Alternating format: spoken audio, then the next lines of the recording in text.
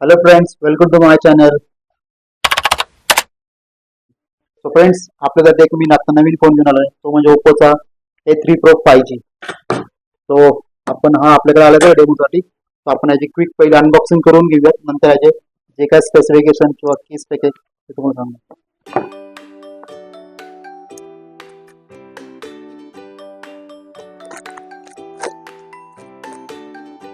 New phone.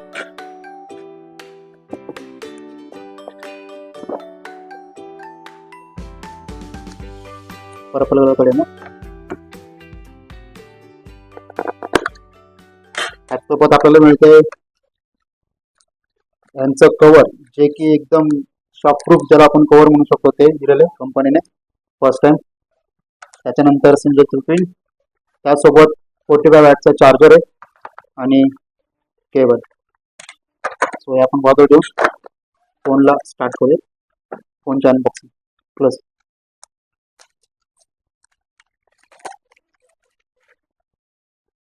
Super purple colour आणि ही जी chroming आहे एकदम बेस्ट वाटते. सो फोन कसा वाटला कमेंट मध्ये नक्कीच कळवा. सो आपण स्टार्ट करतो.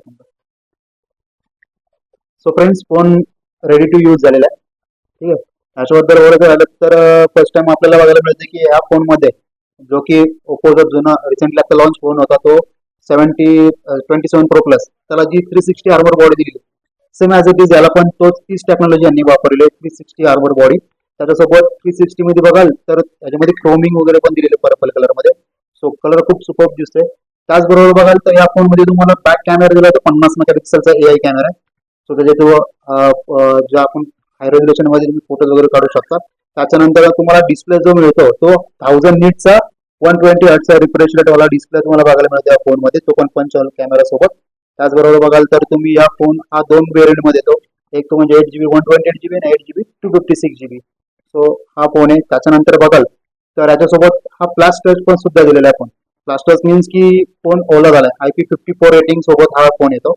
सो नॉर्मली पाण्यामध्ये किंवा पाणी याच्यावरती पडलं, नॉर्मल जेट म्हणजे आपण स्प्रे जो म्हणतो कटिंग करण्याकडे तो स्प्रे असतो, त्याच जर त्या स्क्रीनवरती समजा पाणी वगैरे असेल तर आपला टच एकदम स्मूथली त्याच्यामध्ये जातो, जेणेकरून अदर कंपनीच्या बाबतीत ते चालत नाही.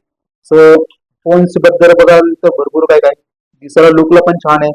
प्रोसेसर मध्ये पण बघाल तर तो तुम्हाला डायमंड सिटीचा 6300 चा प्रोसेसर दिलेला आहे, 2.4 GHz. सो एक गेमिंग साठी पण आपण हा फोन यूज करू शकतो.